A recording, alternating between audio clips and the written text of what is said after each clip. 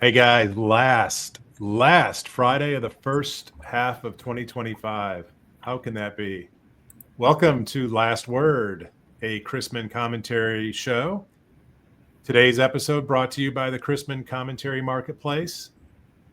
If you scan the QR code that's right there below Christy, point to it, Christy, help us out. Nope, other way. There you go. This way. Scan that QR code. Check out the Chrisman Commentary Marketplace. Awesome companies in there. Hey, FinLocker's in there, by the way.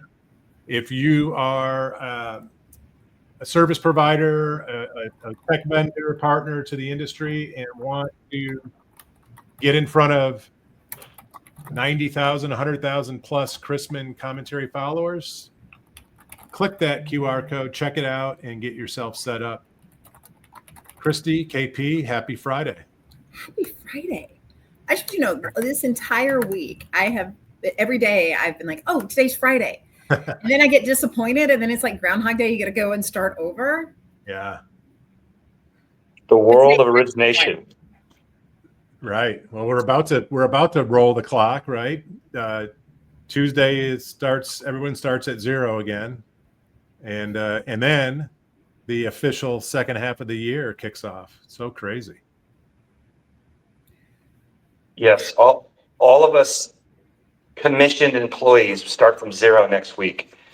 I cannot tell you in the last 24 years how many conversations I've had with, operations employees who are like, I think I want to try my hand at sales. And they end up being the best salespeople because they have such a good ops fundamental base. But you have to let them know, hey, I know you see the commission checks rolling in and you're like, I want that money. But let me tell you, you start from 0 every month. You start from 0 and you only eat what you shoot. Are you ready for this? And some of them are like, yeah, no, I'm just going to keep my salary.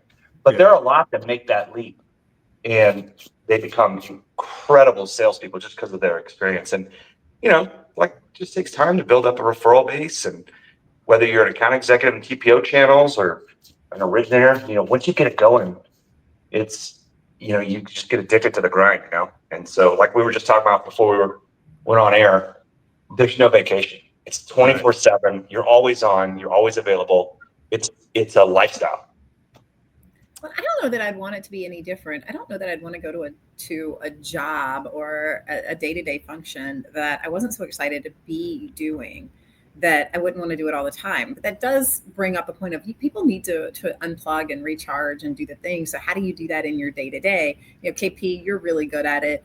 When you're on the road, do you take an extra day here? You get to bring your family along. You do all the things that keep you recharged and reset. It's not the traditional thing that say a standard W-2 employee with a salary does. Yeah, Agreed.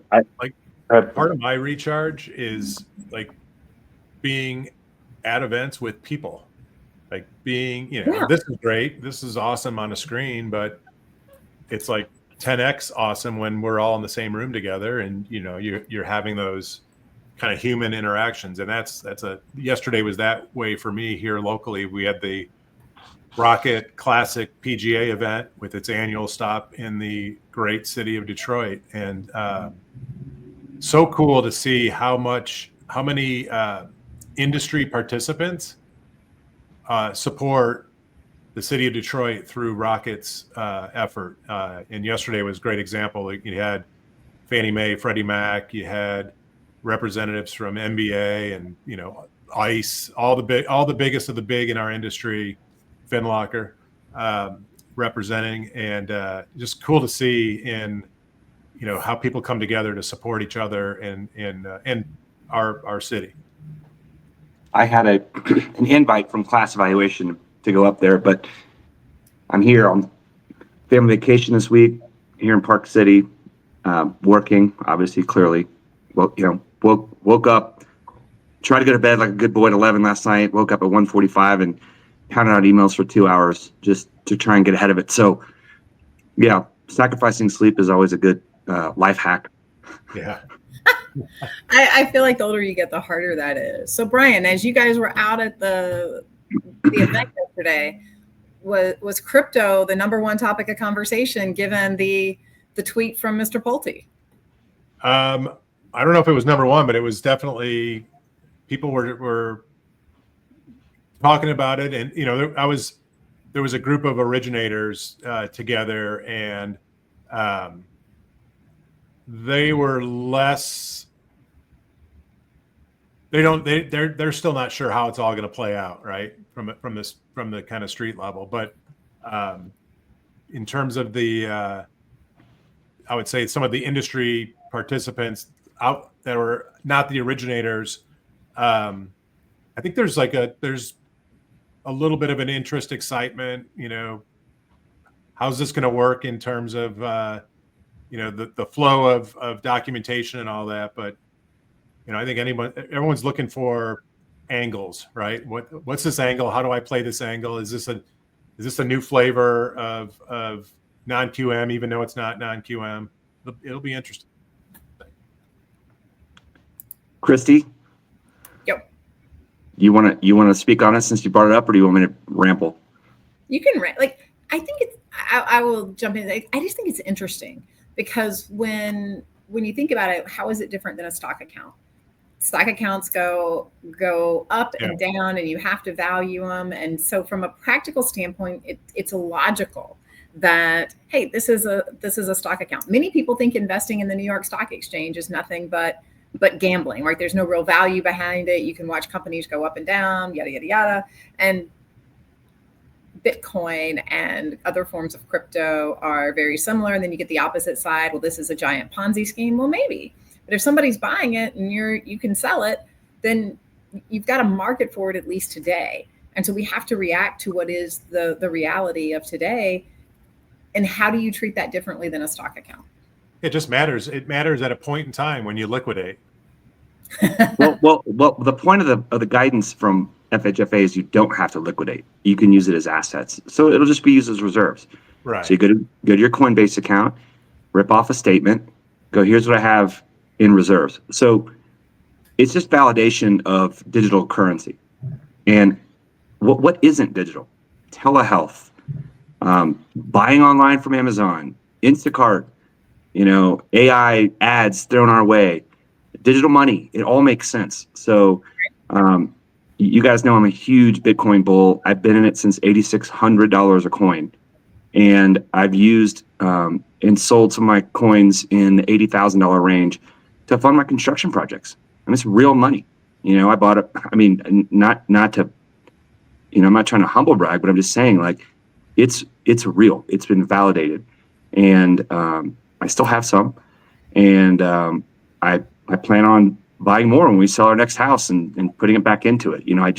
It's not going anywhere. And it's been going since 2008. And I think the validation of at least Bitcoin, which is all I really read into it. I mean, there's stable coins. Look at Circle, the largest IPO in history. In history, they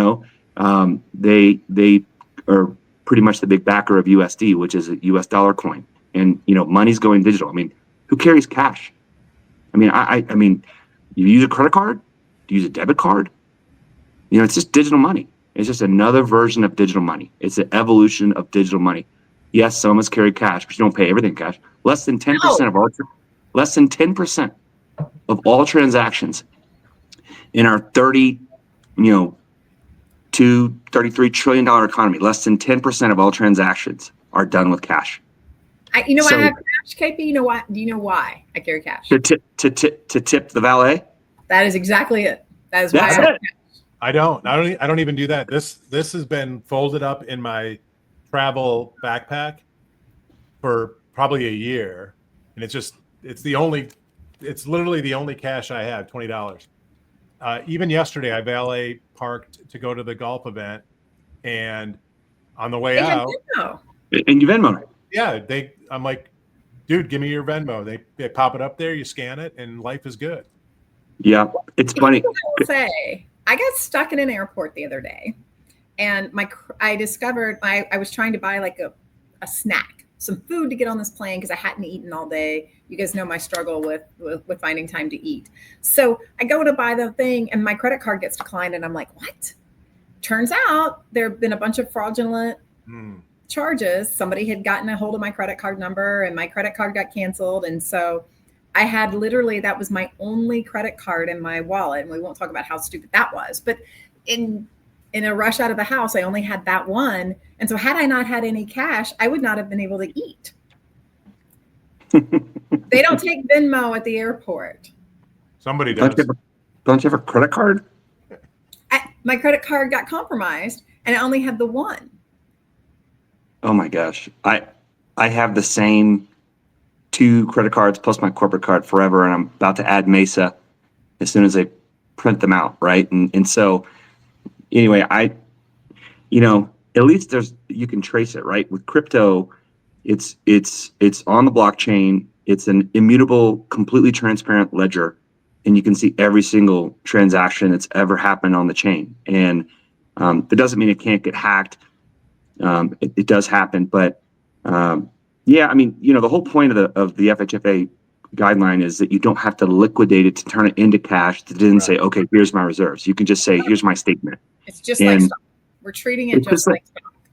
And to your point about stock being gambling, like, I'll say something that Jim Cramer says. People buy bonds, treasuries and mortgage-backed securities not to lose money. They buy stock on the risk to make money. And today, the stock market, the S&P 500, is at all-time highs. All-time highs. People feel wealthy who are invested in stocks and see companies like, I remember when I grabbed the first iPod Classic, and I was like, oh my gosh, you can like rotate this thing around and do the screen. And I bought $20,000 of Apple stock in 2004. This is pre-iPhone, in a 401k that's protected, so I don't have to pay any capital gains. I mean, just look around the world and see what's working and invest in that company and ride along with it and have time in the market. It's not gambling. It's just using common sense, Some people talk about it as gambling. Yeah. There are some people who do day trading. That really is more of a gambling opportunity. By the way, Ira, I think you are dead on. This has been a busy week for stuff happening. The buy now, pay later is going into, not only have they asked for commentary on it, but it's going into the FICO score. I think that there'll be some interesting things on how that gets reported and how consistent it is. Yeah. Because you go and you get $800 on your buy now, pay later to buy your refrigerator. Are those guys going to be really good at reporting and all the data that has to be kept up with that I think about when I report to the credit bureaus? Now, places like Affirm or I think that's the name of it, all those companies that do it for the I think those will be a little bit easier. But this is the article I saw. And digital layaway. Yeah. Digital layaway, right? What we're not talking about is what you get on your credit card, where they say, hey, we're going to use this buy now, pay later, and you can, put it off to this different type of loan versus your credit card, right? That was always reported. What's not being reported is the store ones, or when you go to your favorite, doctor, dentist, plastic surgeon, and they have the buy now, pay later. None of that stuff was being reported. And I think they said it was like a $2 or $3 trillion amount of debt or something, some crazy number like that. I am just making that number up, but it was a big number. Of course, yeah. It's just leverage. It's debt. Debt is leverage. It can be a good thing unless you get over leverage. I read a quote last week from Charlie Munger, who was Warren Buffett's partner and co-founder of Berkshire Hathaway. He passed last year. R.I.P. Charlie. He said, the 3 things that will ruin you financially are liquor, ladies, and leverage. So yeah, debt is, it can be a good thing, right? Our mortgage is literally debt. How else are we going to get into home ownership, right? You're leveraging, but you're leveraging against an asset that's got time served. And even as soft as home price appreciation has been, because the Fed has kept rates higher for longer, we're still seeing home price appreciation. And it's still the best, I'd say conservative asset class in the United States. Our liquidity in the stock markets, futures, bonds, mortgage, it's good. We have a great liquidity set of liquidity pools around the U.S. and it's a big reason why we're the number 1 economy in the world. And the dollar is still the reserve currency in the world, because where are you going to go? You're going to go buy renminbi from China, an autocratic country that fixes their books and cooks everything and manipulates their currency. I mean, people wanted to do gold. Gold, I think, is like a $12 trillion, maybe $14 trillion market class. It's probably 14 at this point. I mean, it's nothing compared to the stock market, right? So, or cash or treasuries. So anyway, we could wax philosophical on this, but the bottom line is, it's an asset class. It's been validated. It's been deregulated. This administration wants to be the cryptocurrency capital of the world. And this is just another step in that progression. And I'll be curious to see where we go in the next 3.5 years when this administration is done, how much better, the crypto market will be. And, you don't have to get FOMO and go buy Bitcoin now. I mean, you can wait. Over time, if time in the market instead of timing the market, that's okay. If you've got, put a little 3% of your assets, put it in Bitcoin, and you don't have to go YOLO and day trade it and put a big slug in there and hope for it to go to 150,000 by the end of the year. I mean, who knows, but it's been validated. And so, on that note, the data that came out this morning for inflation, although it was a little higher than expected, if you do a 0.2 or 1% run rate, I mean, we're at 2.4% inflation, even though the year over year went up to 2.7. Inflation is still low, and so now we're going to look at all the data next month and see if that's enough for the Fed to go, oh, well, the tariffs, this, that. I mean, people spent less, made a little bit less than expected. And again, like I've been saying all along, I mean, just because prices go up, there's not a gun to someone's head, go, okay, I got to buy everything. People don't have to buy more expensive stuff. And so far the data shows that they're not. I dropped an article into the comments for everyone. Christy shared this right before we went live, and I missed this one yesterday while on the at the Rocket Classic. So the U.S. FinTech press release yesterday. Christy, you want to start us off on this one? That was an interesting thing that popped up in one of my CMB chats that was like, hey, have you guys seen this? Like probably the nanosecond that it came out. And what do you think it means that Fannie and Freddie are jointly creating this U.S. Financial Technology LLC company that is in theory going to manage $6.5 trillion in mortgage-backed securities and look at how to sell the fintech products that the agencies are creating out to a third party. There was a lot of commentary in our chat anyway around, well, what does this mean in terms of the privatization of Fannie and Freddie? So that's obviously all speculation, but does this put them on is this part of the next step, part of a master plan to get them out there? It is. And I'll tell you, being in closed door rooms with Bill Pulte, and talking about the privatization of Fannie and Freddie, one of the big concerns that a lot of executives have is the common securitization platform. And will it remain independent and intact? Right. And this validates that. That's one of the biggest altruistic things about Fannie and Freddie being in a conservatorship is that securitizing universal mortgage-backed securities, which again, all we do is buy and sell money. And if you want to dumb it down to it in the cold, heartless, unforgiving secondary market perspective, we buy and sell money.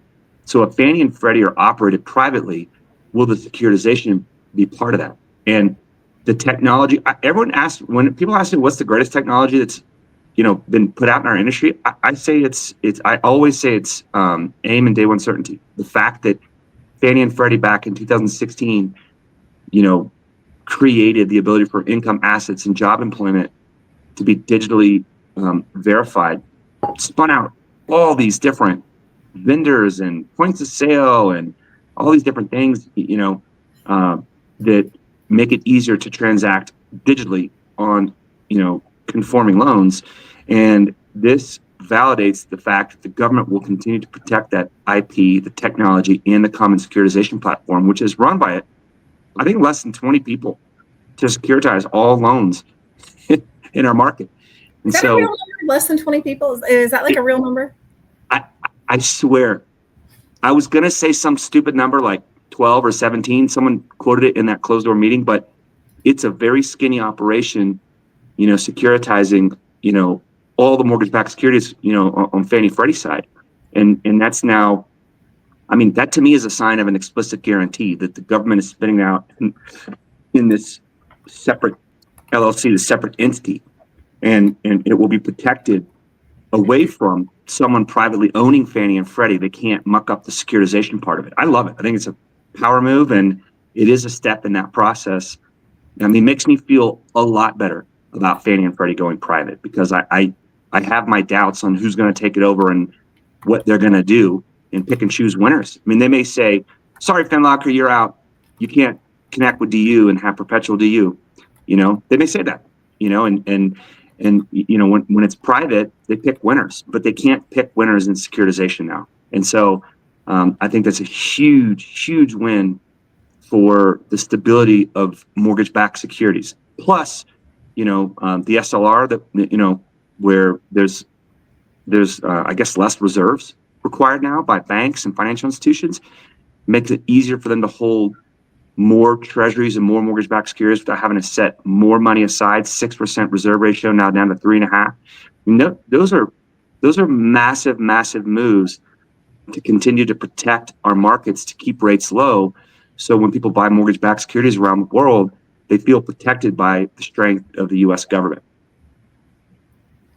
No, I think you're dead on there. And these are topics that keep coming up, because we do have a housing affordability challenge in our markets today, with where rates are, with where costs are. You talk about the continuing appreciation that we've seen, but we are seeing builder inventories start to elongate in some places where we've got 10 to 15 months of builder inventory, and you're seeing builder incentives increase. KB came out and said they're going to decrease the cost of their homes. They're not adding additional incentives. They're actually going to reduce the cost of homes.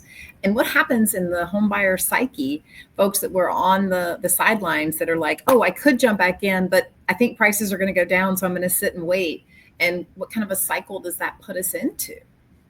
I will say that historically our inventory is still below the 6-month average. And if you look at when homes are completed, they're still rolling off the shelf, I think, in 3 months or less. Historically, we're in a good spot, although compared to the last couple of years, inventory is up. And Austin is a tough market right now, for sure. I know that you lend in other places, but Austin is one of the toughest markets when it comes to that. But lower rates cures everything. I'm telling you, we get below 6.4% on that Mortgage Daily News average 30-year fixed rate, like we did late March, early April, and boom, people come out of the woodworks. And I will say one absolute negative impact of tariffs is people recoiled and didn't go shopping as much. It was dead out there, and listings came on, and people put prices out there a little too high, and unreasonable. But as rates have come down, we're under 4.30 on a 10-year Treasury. Rates are good right now. Locks are picking up. People are still looking. It's still the end of spring purchase season, and lower rates definitely cures that. Insurance obviously is a huge problem, and there's a lot of local level costs that go into inputs in building new homes. But existing homes, they can get unlocked. People are aging in place. Rob Chrisman and Rich, and Robbie was on for a heartbeat at the beginning. They had Meredith Whitney on yesterday. That was the last thing I did before I went to bed at 11, was listen to them. And they're talking about people aging in place. And so there's just not as much of the existing home market from people who are living longer and aging in place in their homes. They're not selling. And so, again, we all know as soon as rates get to a certain level, my kind of napkin math is 6.4% on a 30-year fix. You get there and under, boom, you just start to see that inventory go away. We just don't build enough. And now that we have, California, like ICE is literally walking around on patrol. There's construction projects that on Sundays are literally empty.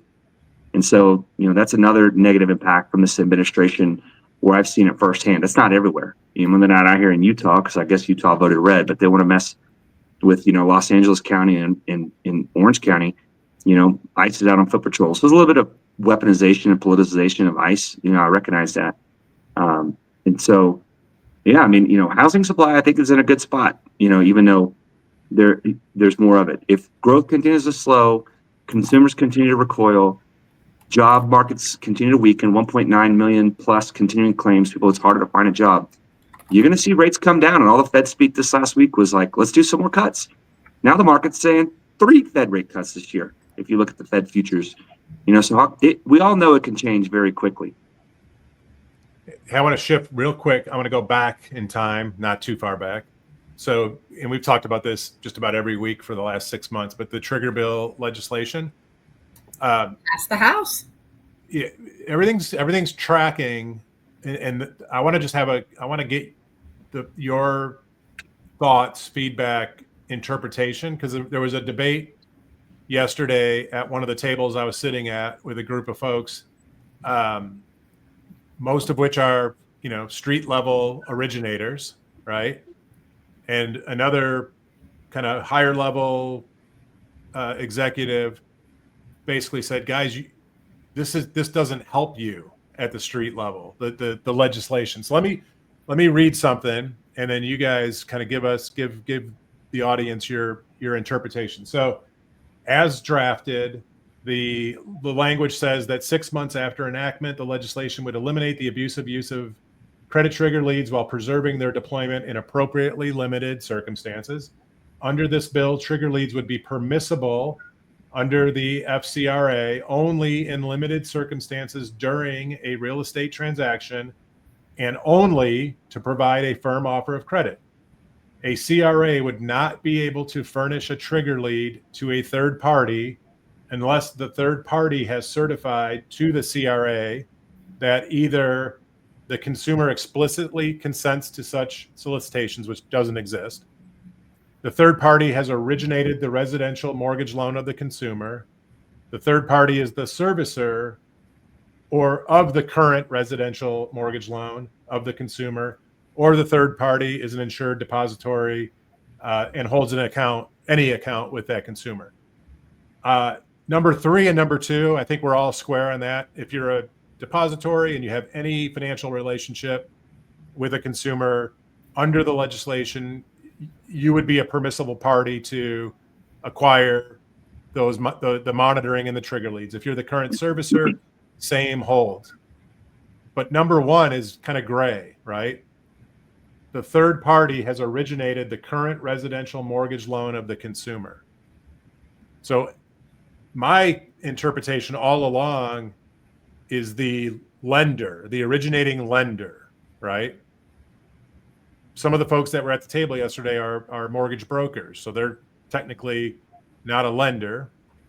How do you guys read this? Let's define help and what's the goal. So as written, regardless of the gray area, if I'm originating a loan today and it gets sold to the trigger lead gets sold to 180 different people and there's 180 different phone calls, that's bad for me as the originator.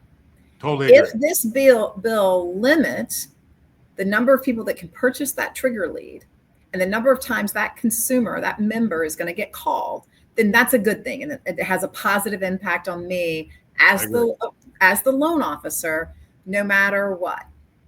Now, if we start looking at the flip side of that coin and saying, well, am I going to be protected and am I still going to be able to purchase that trigger lead? If I'm the broker, am I considered the originating lender, or is it whoever I sold the loan to who actually closed it that gets to purchase that? And then are they going to send that lead back to me? I think that's definitely gray. I don't know, unless they've defined in the bill what the originating lender is, how that gets treated. By the way, you said something too that says you have to agree that you're going to make a firm offer of credit. And you can't do that as a broker. You can't do that as a broker. But also, by the way, today, that's part of the rule to buy trigger leads is you are supposed to be certifying that you are making a firm offer of credit, which we know isn't happening. Right. So if there is not some definition around what does a firm offer of credit have to look like, then we haven't solved any problems. Well, I'll just say we've already built a workaround for this. So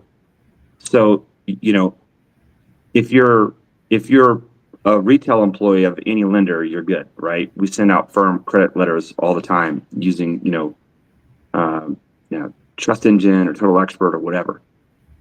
If you are a broker that sent us that loan, we can set up the ability for that broker, not a non-delegated correspondent, but a broker, to send out triggers with a firm credit letter, offer credit with PRMG's name on it.